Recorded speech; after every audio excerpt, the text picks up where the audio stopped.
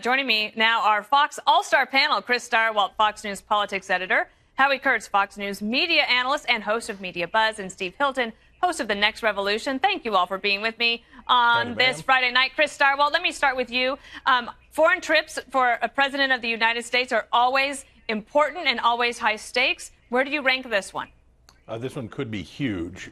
We have seen the president on what was a much ballyhooed trip to Asia for we're denuclearizing the Korean Peninsula, We'll see. But this is really the central piece, the rebalancing of United States relations with Europe against Russia, to a relationship much closer to Russia. The president has real affinity for Putin, and he keeps talking about it. And people keep saying, oh, well, we'll override him on foreign policy. Oh, well, the Senate will force his hand. Donald Trump is remaking U.S. foreign policy for a generation, and he might do a lot of it on this trip. So it's a big, big deal. Howie, when I remember watching the press on foreign trips, they really do work their tails off because you have to be up at all hours of the day and night in order to report back. And there's so much to cover. There's a lot of big domestic news on the plate as well, with the Supreme Court nomination at play starting on Monday night at 9 p.m. after that's announced. How do you expect that the press is going to keep up with everything? By working 23 hours a day. But look, the president will be dominating the news on steroids, even more than usual, and in classic Trumpian fashion, so will all be very divisive. I mean, the Supreme Court is going to set off the most intense domestic battle of his presidency, no matter who he picks. The left will be warning that the day after the nominee is confirmed, all abortion rights will vanish. They'll be digging into the nominee's background, the press as well. And the NATO trip, we got to taste this at the G7, Dana. I mean, he is already going to get intensified criticism about upending, blowing up the Western alliance that the U.S. helped establish after World War II, launching a trade war against our friends, while saying nice things about Vladimir Putin. We've gotten a lot of that until now, but when the president is on foreign soil and it's 24/7, it's going to be deafening. And Steve, tell us about the European view.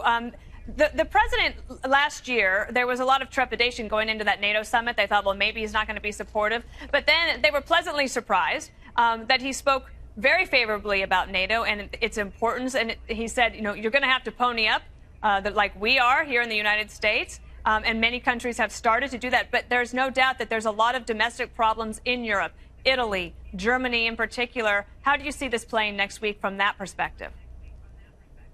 Well, first of all, in terms of NATO, the president is simply saying publicly what previous presidents have said privately. President Obama, I remember, was fiercely critical of my old boss, David Cameron, for not meeting the 2% threshold and basically wouldn't talk to him about anything until he agreed to meet that standard.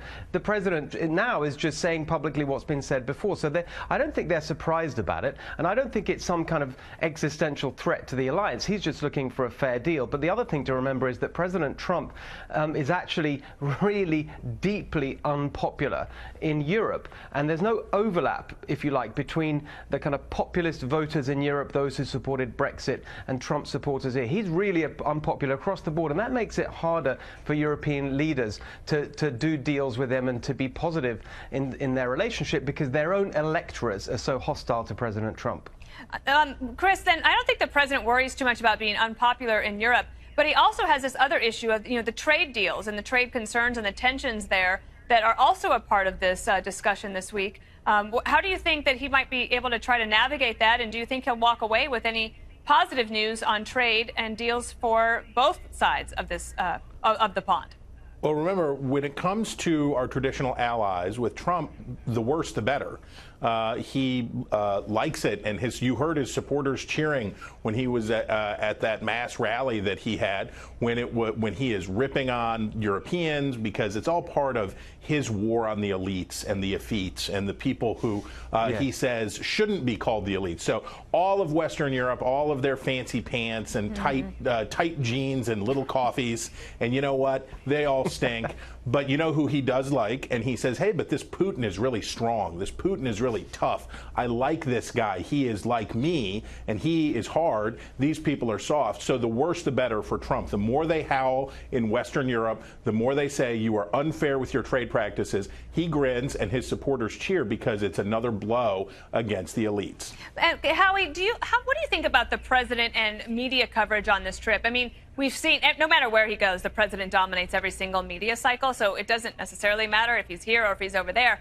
But access from the media is super important to the media, of course, but I think also to show that transparency and to be able to deliver messages, because if he's going to dominate, he should try to be on his front foot talking to the press. Your thoughts? Yeah, I hope he grants a lot of access, not just to the working reporters, but does some interviews for journalists, anchors who are going halfway around the world. I'll go out on a limb here and predict that no matter what happens between Donald Trump and Vladimir Putin, the coverage is going to be largely negative because many in the media don't think he should be having this one-on-one meeting at all, and I still want to know how aggressively he's going to press the whole issue of Russian meddling in the election. But remember that the president, no matter where he is, follows the media coverage very closely, will punch back. I'm sure we'll hear the term dishonest press, fake news a couple of times. He loves stirring it up, and he's not going to be shy about letting us all know if he thinks the coverage has been unfair. Steve, I'm going to give you a chance to leave us on a positive note. Where do you think that there might be some big agreements or some possible areas of cooperation going forward with this group that meets this week? Well, I think that there's one clear area of common interest, and that's with the UK and the USA to strike a big, beautiful trade deal, as the president once put it. I think that's what Theresa May wants. The trouble is she can't actually make much progress until she herself has done her own deal with the EU. But one last thought, actually. Chris is exactly right about the president's attitude in relation to the elites, but there's one other leader who's just been elected on a platform very similar in terms of taking on the elites, and that's the new president of Mexico.